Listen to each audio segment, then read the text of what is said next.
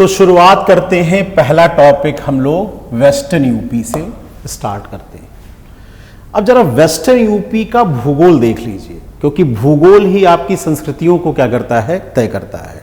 भाई आप बताइए, साउथ इंडियन है वो चावल हर चीज़ में क्या करते हैं, चावल का उपयोग करते हैं, लेकिन नॉर्थ इंडियन आप पंजाब हरियाणा है तो गेहूं का उपयोग करते हैं। यानी आपका आचार व्यवहार खान पान आपके भूगोल से भी क्या होता है, तय होता है।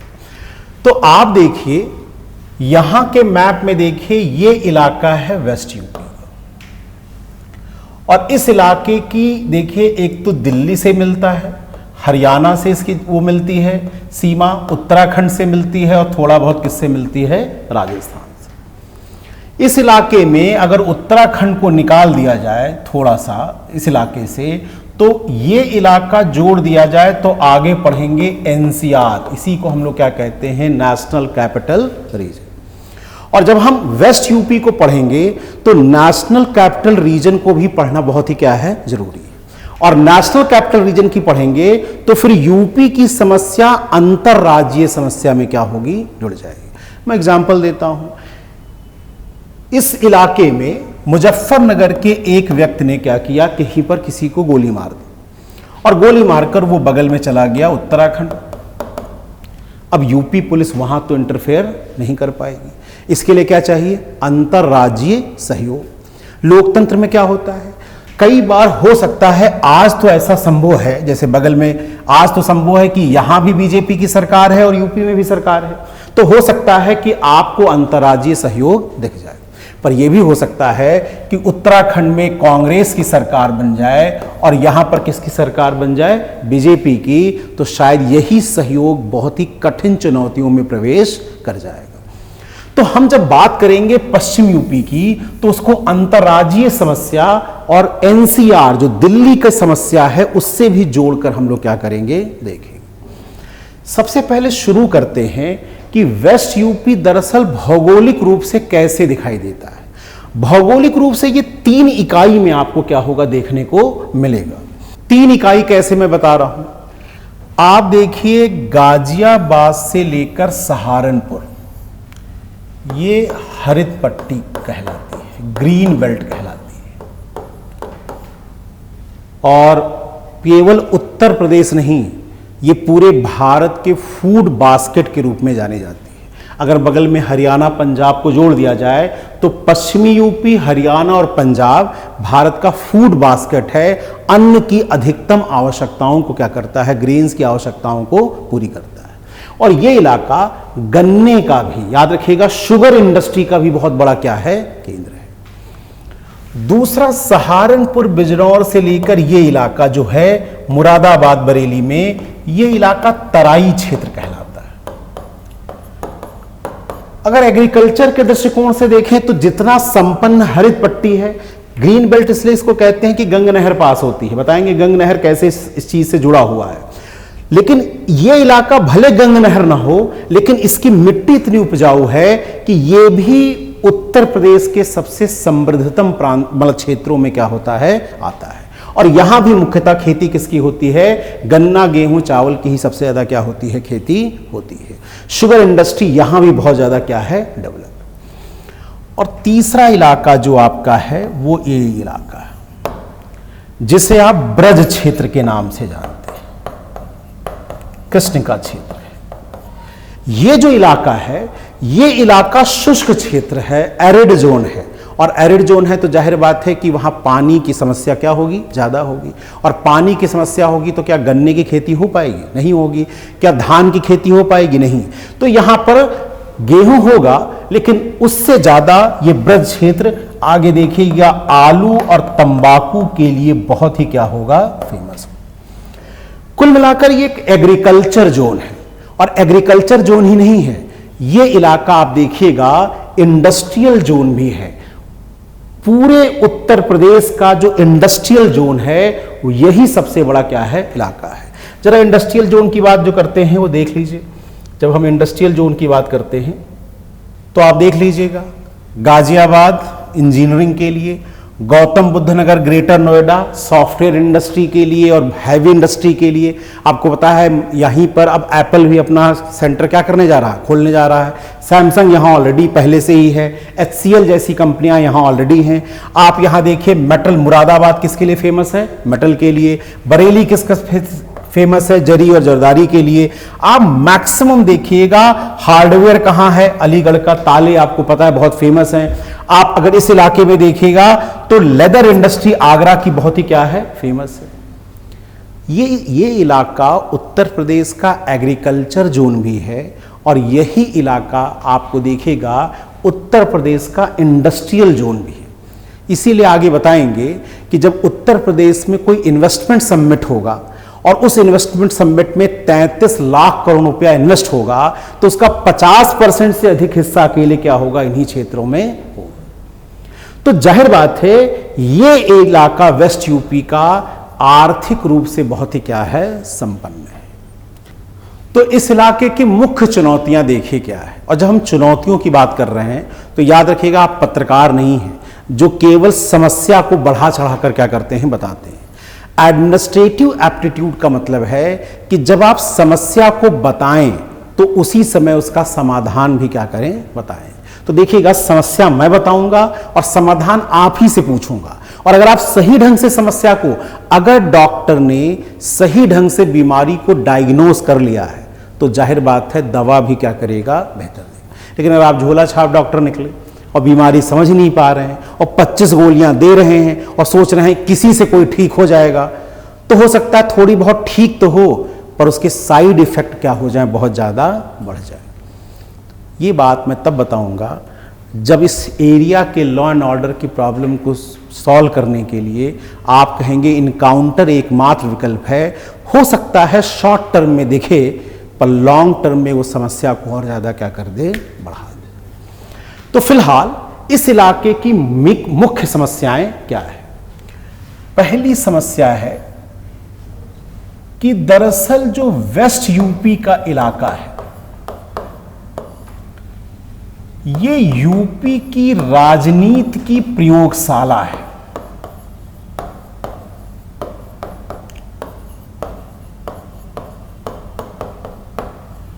ये यूपी की राजनीति की नई प्रयोगशाला है। राजनीति पूरे यूपी की है पर उसकी प्रयोगशाला कहां है, वेस्ट यूपी। और विशेषकर ये बात कर रहे हैं 2014 के बाद। तो फिर समझना होगा राजनीति की प्रयोगशाला कैसे है और क्यों है। थोड़ा हिंट कर रहे हैं, इसको डिटेल में हम लोग आगे क्या करेंगे, समझेंगे। अगर आप याद हो आपको तो जो यूपी का चुनाव हुआ था अभी हाल में 2022 में, तो 2022 के यूपी के चुनाव की क्या स्थिति थी। एक तरफ हम बता रहे हैं कि ये एक तरफ तो है बीजेपी मॉडल और दूसरा विपक्ष।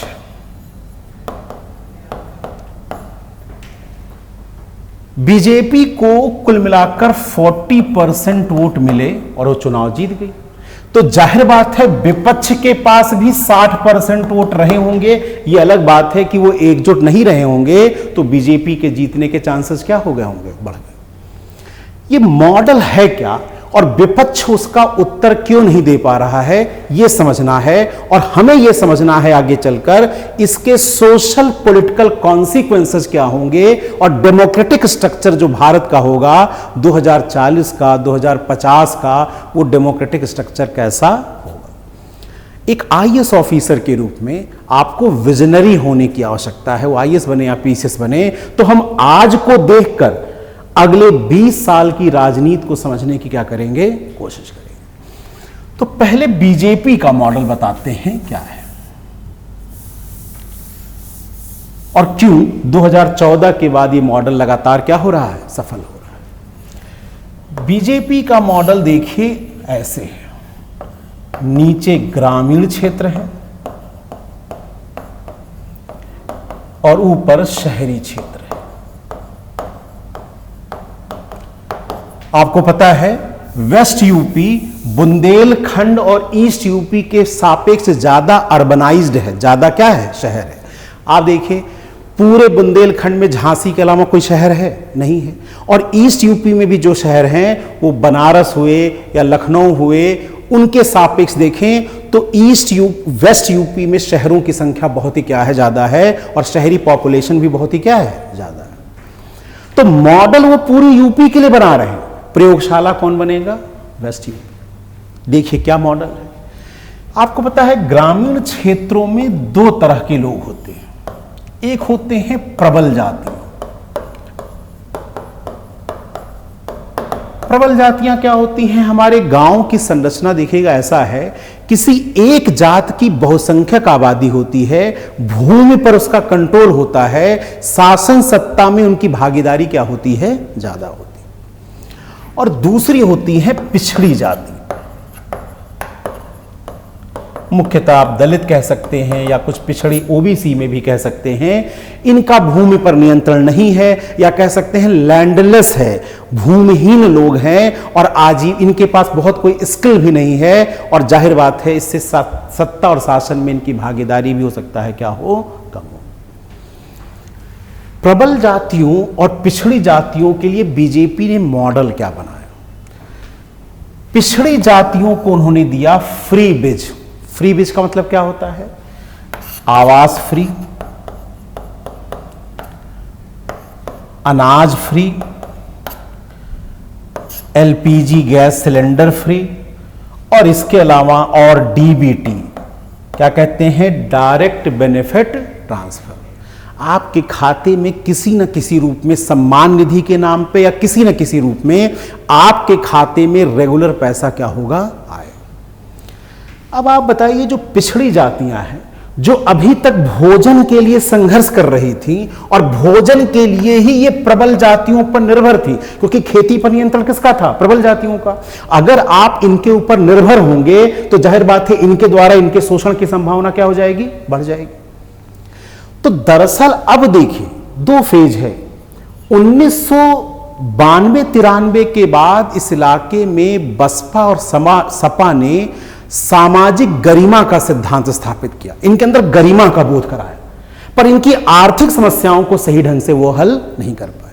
बीजेपी ने क्या किया? उन्हें पता चल गया कि 1992 से 2014 तक इनकी सोशल स्टेटस में तो वृद्धि हो चुकी है, पर इकोनॉमिक स्टेटस में वृद्धि नहीं है, और अभी भी ये कहीं ना कहीं प्रबल जातियों पर क्या है? निर्भर है। तो जाहिर बात है जब इनको फ्री अनाज दोगे, मनरेगा के तहत इनको खूब सा क्या करोगे? पैसा ट्रांसफर करोगे, या कई और तरीके से सब्सिडी आप इन्हें दोगे, तो ये आत्मनिर्भर होंगे, इनका कॉन्फिडेंस क्या होगा? बढ़ेगा। और प्रबल जातियों को क्या दिया? प्रबल जातियों को दिया इन्होंने हिंदुत्व। याद रखिएगा, शहरी क्षेत्रों का हिंदुत्व बताएंगे, ग्रामीण क्षेत्रों के हिंदुत्व से क्या है? अलग है।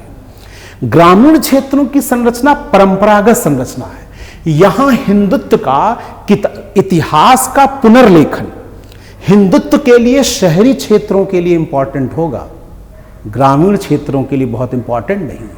ग्रामीण क्षेत्रों के लिए क्या है? लव जिहाद। अगर किसी हिंदू की लड़की से अगर किसी ने शादी कर ली, ये उनके सामाजिक सम्मान के लिए बहुत बड़ा क्या है? खतरा है।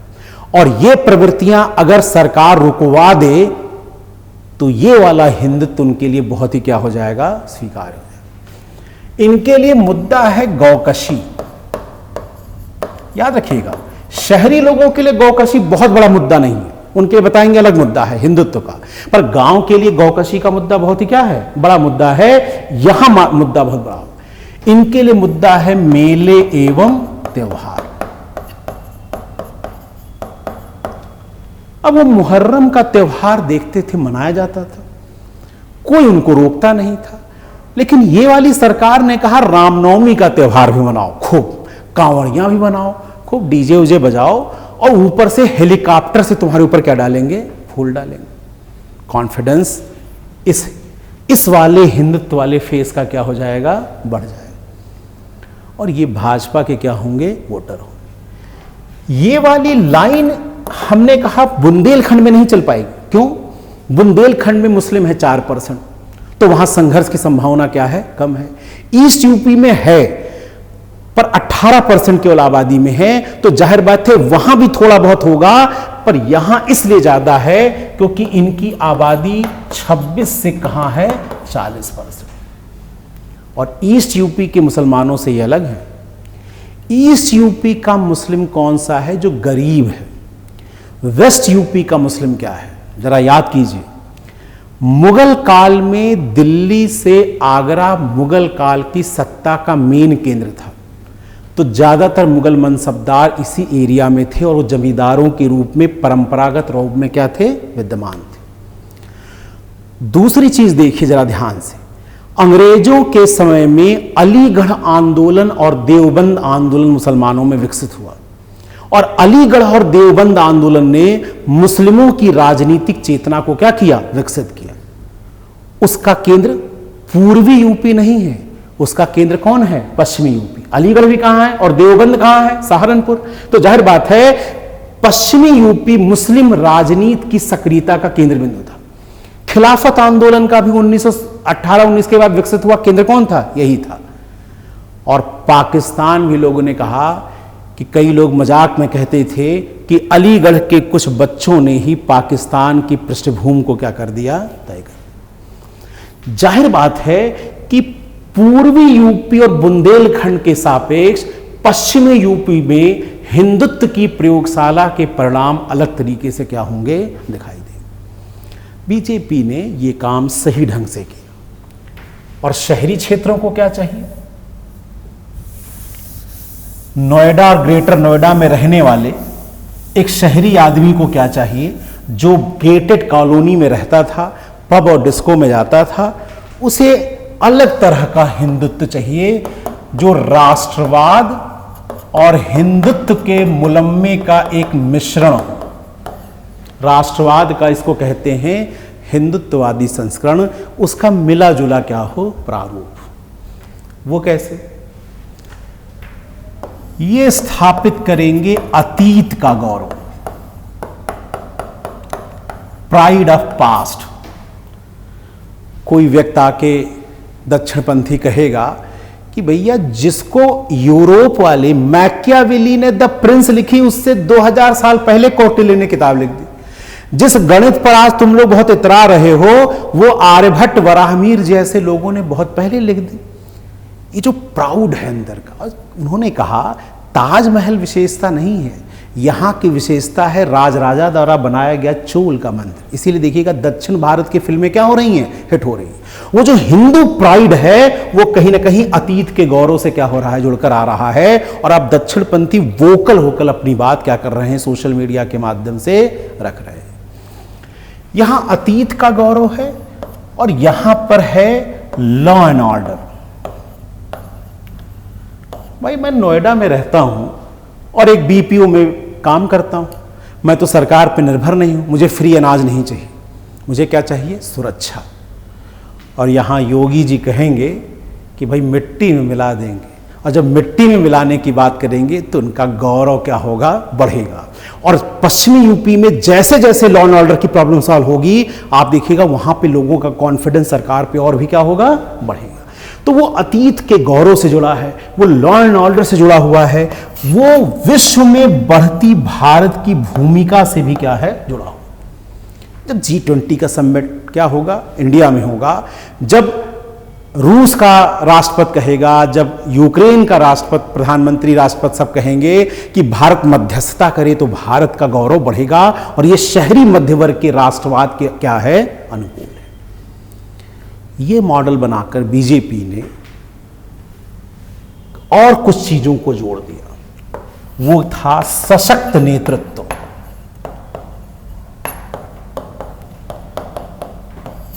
ये जो सशक्त नेतृत्व का मॉडल है, देखिए एक फेस बन के दिखाई देगा, देख लीजिए। एक तरफ ये दोनों दिखाई दे रहे हैं, दो, और बाकी दिखाई दे रहे हैं। जब आप इनसे कंपेयर करेंगे तो विपक्ष में ऐसा कोई सशक्त फेस नहीं दिखाई देगा जो इनका मुकाबला करने में क्या हो, सक्षम। बीजेपी का मॉडल 2019 के इलेक्शन में, 2022 के इलेक्शन में सफल रहा, और अब 2024 में इसी मॉडल को इंप्लीमेंट करने की बात कही जा रही है। यद्यपि इसमें गुड गवर्नेंस भी कई बार जोड़ा जाता है और भी जोड़ा जाता है, पर जो मेन फैक्टर है वो मुख्यतः क्या है, यही। अगला प्रश्न है विपक्ष के पास इसका क्या जवाब है। और जब मैं जवाब बता रहा हूं तो बीजेपी क्यों सफल है और विपक्ष क्यों असफल है, यही आगे हम वेस्ट यूपी की राजनीति में समझने की क्या करेंगे, कोशिश करेंगे, क्योंकि राजनीति समाज से निकलता है और जब आप समाज समझोगे तभी वहां पर सही ढंग से राजनीति को क्या कर पाओगे, समझ पाओगे। अब आते हैं विपक्ष के पास क्या स्थिति है।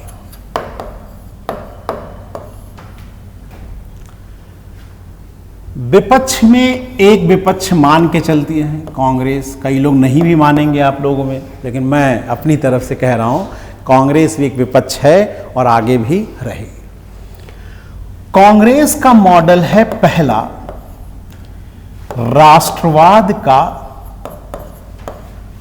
धर्मनिरपेक्ष मॉडल।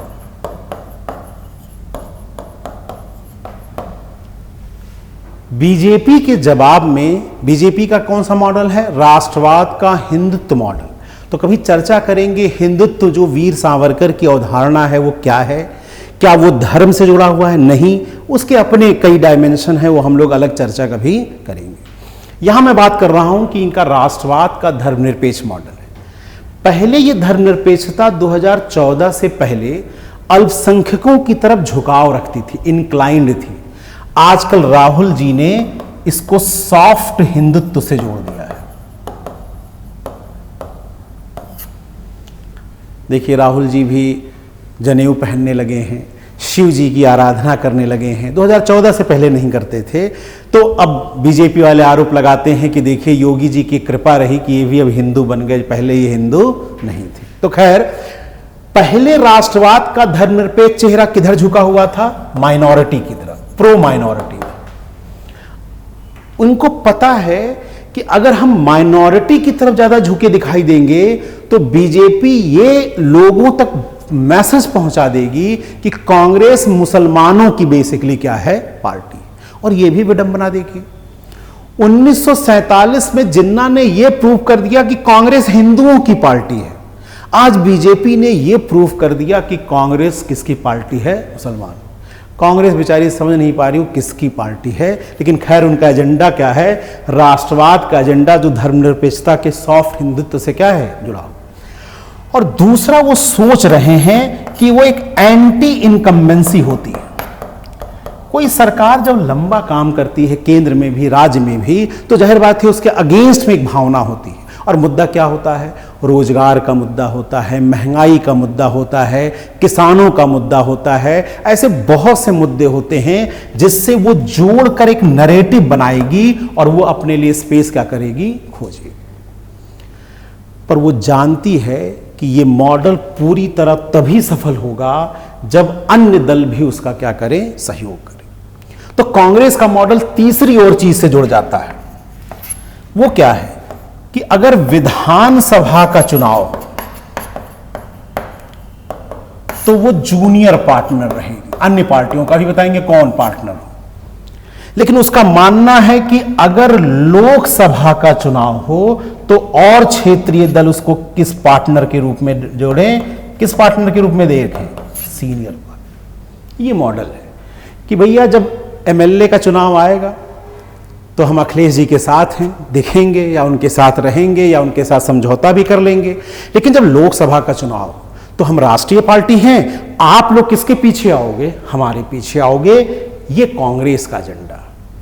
ये क्यों सफल नहीं हो पा रहा, इसके लिए हमें क्या करना होगा, फिर से पश्चिमी यूपी की सामाजिक आर्थिक सांस्कृतिक संरचना को क्या करना होगा, समझना होगा। दूसरा मॉडल है कांग्रेस के अलावा राष्ट्रवाद का जो धर्मनिरपेक्ष मॉडल है, उसके अलावा वो मॉडल है सामाजिक न्याय का मॉडल। हिंदुत्ववाद के जवाब के रूप में, हिंदुत्ववाद को क्या कहा जाता है, कमंडल की राजनीति, धर्म की राजनीति, उसको जवाब देने के लिए क्षेत्रीय दल। अब देखिए, जब हम कह रहे हैं क्षेत्रीय दल तो पॉलिटिक्स के हिसाब से अगर देखा जाए तो बीएसपी क्या है, राष्ट्रीय दल की परिभाषा में आती है। हम इसलिए कह रहे हैं कि बीएसपी एक बड़ा फैक्टर है जो रीजनल स्तर पर कहीं ना कहीं क्या है, विद्यमान है। अब आप देखिए, बीएसपी जो है साउथ में तो नहीं है, नॉर्थ ईस्ट में तो नहीं है, लेकिन कहीं ना कहीं कुछ और राज्यों में उनकी भूमिका है, पर यूपी की वो सबसे बड़ी क्या है, पावर। सोशल जस्टिस का नारा जो है वो फिर से देखिए सक्रिय है। जिसकी जितनी हिस्सेदारी उसकी उतनी भागीदारी। क्या मतलब है? जात की जनगणना कराओ, 1931 से बंद है, और उस 1931 से जो बंद है उसमें अगर ओबीसी की जनसंख्या अगर ऐसा निकलता है 70% हो, 65% हो, जो भी हो, तो ये जो 50% का कैप बना रखा है तुमने, उसको क्या करो, तोड़ो। और इस राजनीति को कहते हैं मंडल राजनीति। 1989 के बाद देखिएगा ये प्रबल रूप में आई थी, पहले भी लोहिया के रूप में पहले भी थी जातीय राजनीति, पर अब दरअसल 1989 के बाद ये प्रबल हुई। और जब मंडल राजनीति निकलेगी तो इसके पुरोधा कौन कौन से हैं? मुलायम सिंह यादव ईस्ट के हैं कि वेस्ट के? वेस्ट के। मायावती ईस्ट की हैं कि वेस्ट की? ये कहां की हैं? वेस्ट की। और बीजेपी की तरफ से भी कल्याण सिंह ईस्ट के हैं कि वेस्ट के? वेस्ट के। इस सामाजिक न्याय का केंद्र बिंदु भी क्यों कौन बनेगा? वेस्ट बनेगा। तो फिर समझना होगा कि वेस्ट ही क्यों बनेगा। ईस्ट में इसका प्रभाव दिखाई देगा, पर वेस्ट में ये कहीं ना कहीं प्रबल रूप में क्या होगा, दिखाई देगा। तो सामाजिक न्याय में आप कौन सी पार्टी देखेंगे? सपा है, बसपा है मेन पार्टी, और एक पार्टी आरएलडी भी है। चौधरी चरण सिंह के द्वारा शुरू होकर लोकदल के रूप में शुरू हुई, फिर अजीत सिंह उनके पुत्र, और अब उनके पुत्र जयंत द्वारा ये क्या की जा रही है, संचालित की जा रही है। ये किस पर मुख्यतः काम कर रहे हैं? Social justice. और इनका नारा है कैसे भागीदारी बढ़े, और वो भागीदारी मुख्यतः क्या है? आरक्षण के माध्यम से, जो शिक्षा में भी मिले और किस में मिले, नौकरियों के माध्यम से। वो कितना सही है गलत है वो अलग चर्चा करेंगे, लेकिन कहीं ना कहीं कमंडल की राजनीति को जवाब देने के लिए कौन सी राजनीति विकसित हो रही है? मंडल। और इस सामाजिक न्याय ने भी अपने को मान रखा है कि अपना एक लबादा कौन सा बनाए रखना होगा, कौन सा? धर्मनिरपेक्षता। जरा समझिए, माइनॉरिटी किसी भी देश में हो, इंडिया की बात नहीं कर रहे हैं, हमारे यहां याद रखिएगा श्रीलंका में माइनॉरिटी कौन है? तमिल, वो तो हिंदू है। और भारत में माइनॉरिटी कौन है? मुस्लिम, तो वो कौन है? धर्म के रूप में अलग है। दुनिया में माइनॉरिटी में असुरक्षा का बोध बहुत ज्यादा होता है, और जब असुरक्षा का बोध होता है तो वो टैक्टिकल वोटिंग करते हैं। टैक्टिकल का नाम होता है एकमुश्त ब्लॉक के रूप में वोटिंग देते हैं। तो जाहिर बात है कि सामाजिक न्याय के पुरोधा के रूप में किसी जाति का नेता बन जाया जाए। जैसे मुलायम सिंह यादव किसके नेता बन जाएंगे? यादव के। और ये धर्मनिरपेक्षता के साथ जुड़कर कौन सा गठबंधन बनाने की कोशिश करेंगे? माई, मुस्लिम और यादव। मायावती जी दलितों की नेता बनेंगी, और ये धर्मनिरपेक्षता से अपने को जोड़कर गठबंधन बनाएंगी कौन? डीएम, दलित और मुस्लिम। लेकिन कल्याण सिंह पिछड़ों को सवर्णों के साथ एकजुट करके हिंदुत्ववादी ही फेस बनने रहने की क्या करेंगे? कोशिश करेंगे। तो जाहिर बात है यहां धर्मनिरपेक्षता एक बड़ा मुद्दा है, और मुस्लिम वोट बैंक बहुत है। और मुस्लिम वोट बैंक इसलिए भी है क्योंकि वेस्ट यूपी में इनकी आबादी हमने कहा कहां है? 26 से कितना है? 40%। ये अगर एक ब्लॉक है, एक टैक्टिकल वोटर है, अगर इनके साथ 7%, 8% यादव जुड़ जाएं, 20% दलित जुड़ जाएं, तो ये पूरे क्षेत्र के राजनीतिक समीकरणों को क्या कर सकते हैं? बदल सकते हैं। बस उन्हें एक काम करना हो, कांग्रेस के सापेक्ष ये दिखाना होगा। अब यहां देखिए अल्पसंख्यक वोट की प्रतिस्पर्धा है। जो अपने को बीजेपी के सामने फ्रंट लीडर के रूप में खड़ा कर लेगा, मुस्लिम अपने आप धर्मनिरपेक्षता के नाम पर उसके साथ क्या हो जाएंगे? जुड़ जाएंगे।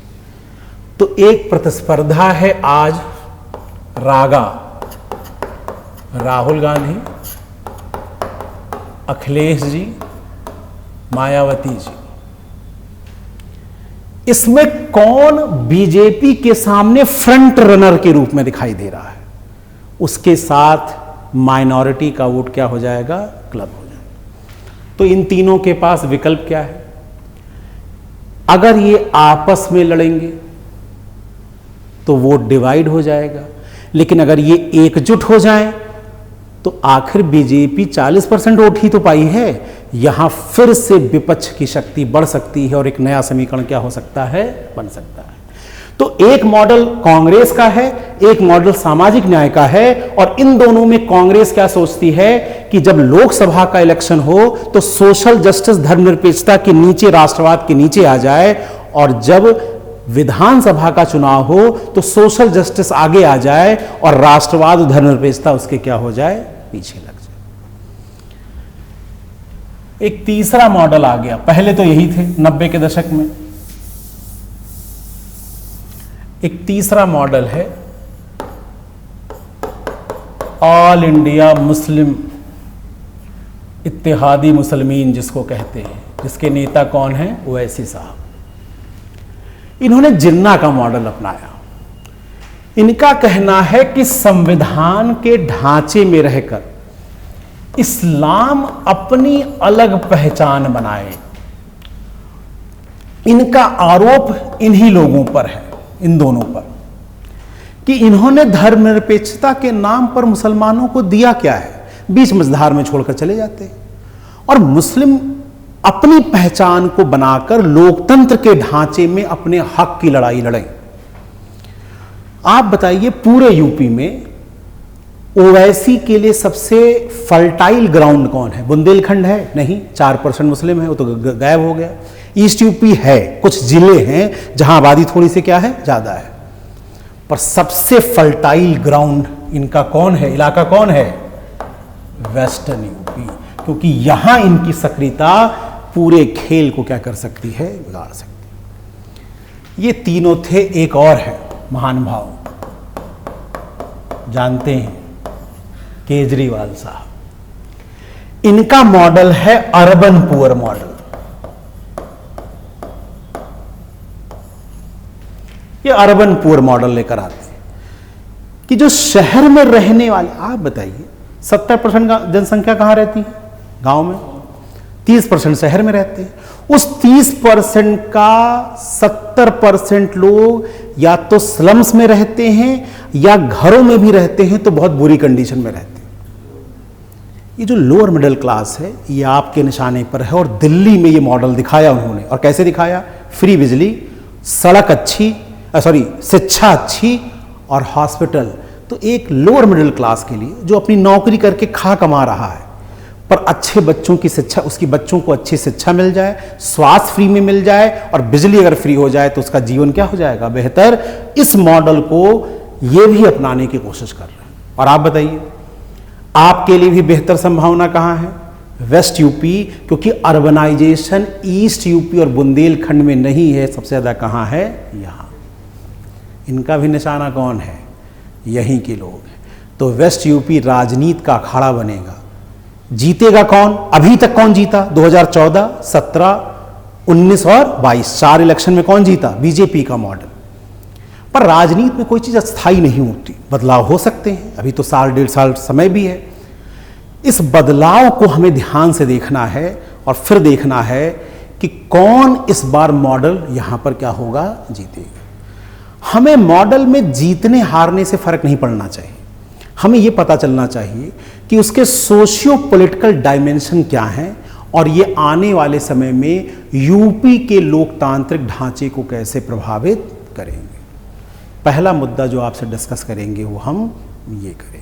दूसरी जो चुनौती हमें पढ़नी है, ये तो चुनौतियां डिस्कस कर रहे हैं ना, दूसरी चुनौती समझनी है कि जो वेस्ट यूपी है, अगर हम 2023 में देखें तो ये उत्तर प्रदेश का सबसे समृद्धतम क्षेत्र है, लोग इस पर गर्व करते हैं।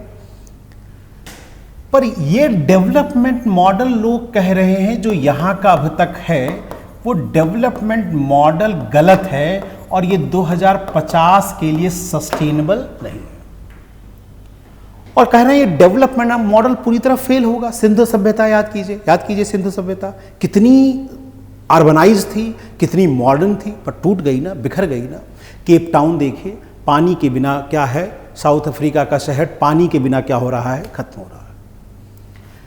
इनका पक्ष क्या है, ग्राउंड क्या है, ये किस बात पे ऐसा कह रहे हैं कि ये स्थिति दिखाई देगी। इन लोगों का कहना है कि डेवलपमेंट के 3 आयाम होते हैं। डेवलपमेंट के 3 आयाम होते हैं। एक होता है जिसको इकोनॉमिक ग्रोथ कहते हैं। ग्रोथ क्या है, बढ़ता बच्चा, देखिए सर को चारों तरफ से फैले हुए हैं, बड़ा ग्रोथ है, फिजिकल बाहर जो दिख रहा है। पर बढ़ता बच्चा विकसित बच्चा जरूरी नहीं है। विकसित बच्चा कब होगा, जब वो शारीरिक, मानसिक, तकनीकी सभी रूप से क्या हो, दक्ष हो। तो विकास एक बृहद संकल्पना है, ग्रोथ उसका केवल बाह्य पक्ष। ग्रोथ किससे नापा जाता है कि उस इलाके की पर कैपिटा इनकम ज्यादा हो। तो ईस्ट यूपी के सापेक्ष, बुंदेलखंड के सापेक्ष वेस्ट यूपी की पर कैपिटा इनकम 2 से क्या है, 3 गुना ज्यादा है। वहां देखा जाता है कि इंडस्ट्रियलाइजेशन कैसा है। अभी हमने बताया कि यही इलाका सबसे ज्यादा क्या है, इंडस्ट्रियलाइज्ड है। वहां देखा जाता है अर्बनाइजेशन कैसा है, शहरीकरण कैसा है इकोनॉमिक ग्रोथ में। तो आप देख लीजिए शहरीकरण भी यहां पर क्या है, सबसे ज्यादा है। वहां देखा जाता है इंफ्रास्ट्रक्चर कैसा है। इंफ्रास्ट्रक्चर में 3 पार्ट होते हैं। फिजिकल इंफ्रास्ट्रक्चर, जिसमें क्या आता है, रोड, रेल, एयर और भी ढेर सारी चीजें जो होती है, पावर, ये सब चीजें, कनेक्टिविटी और पावर, सब ये क्या है, फिजिकल इंफ्रास्ट्रक्चर। दूसरा होता है सोशल इंफ्रास्ट्रक्चर, और सोशल इंफ्रास्ट्रक्चर में क्या होता है, हेल्थ और एजुकेशन, स्कूल, कॉलेज, हॉस्पिटल, ये। और तीसरा होता है जिसको आप डिजिटल इंफ्रास्ट्रक्चर कहते हैं, कि 5G है कि नहीं और कनेक्टिविटी है कि नहीं। इस मामले में भी देखा जाए तो वेस्ट यूपी की तो कोई सानी ही नहीं है, ईस्ट यूपी उसका मुकाबला नहीं कर सकता। तो इकोनॉमिक इंडिकेटर के हिसाब से देखें तो वेस्ट यूपी बहुत ज्यादा है, पर ये डेवलपमेंट का एक डायमेंशन है, एक चेहरा है। डेवलपमेंट का दूसरा डायमेंशन होता है सोशल डेवलपमेंट। डेवलपमेंट का दूसरा फेज होता है सोशल डेवलपमेंट। और सोशल डेवलपमेंट कैसे नापा जाता है, ये नापा जाता है इंक्लूसिवनेस से। इंक्लूसिवनेस का मतलब क्या हुआ, इस पर कैपिटा इनकम का, इंडस्ट्रियलाइजेशन का, अर्बनाइजेशन का लाभ उस स्थानीय लोगों को हुआ कि नहीं। हम आपको डेटा बताएंगे, आगे आंकड़ों पे बात करेंगे। जितने भी डीएलएफ के, यूनिटेक के, सुपरटेक की बड़ी बिल्डिंगें देखिए, जो नोएडा में और पूरे इलाके में, गाजियाबाद में फैली हुई है, मेरठ तक, वहाँ रहने वाली आबादी लोकल आबादी नहीं। जितने भी गाजियाबाद, नोएडा के बड़े इंजीनियरिंग कॉलेज हैं, मेडिकल कॉलेज हैं, उसमें पढ़ने वाले बच्चे लोकल बच्चे नहीं हैं। वो ईस्ट यूपी और बुंदेलखंड या बिहार, कहीं और से, असम से आएंगे, लोकल बच्चे नहीं। यानी विकास, रोजगार भी देखेंगे, एम्प्लॉयमेंट में भी बाहर के लोगों की भागीदारी है, स्थानीय लोगों की भागीदारी नहीं। तो इंक्लूसिवनेस में तो ये इलाका क्या हो रहा है, फेल हो रहा है। दूसरा फैक्टर जो होता है वो होता है एम्पावरमेंट, सशक्तिकरण। 2 शब्द हैं, एक है पावर और एक है एम्पावर। हिंदी है इसकी शक्ति और इसकी क्या है, सशक्ति। सोशल डेवलपमेंट में शक्ति की बात नहीं, किसकी बात की जाती है, सशक्त की बात।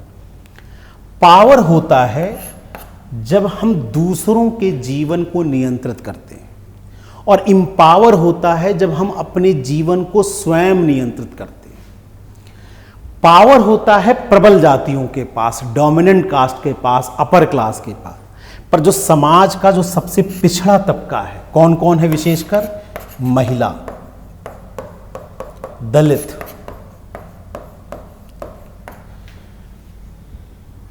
ये अगर अपने जीवन को नियंत्रित कर रहे हैं, और अपने जीवन को नियंत्रित करने का मतलब है कि अपने लिए स्वयं निर्णय लेना क्या कर दें, शुरू कर दें, तो इसको हम क्या कहते हैं? एम्पावर।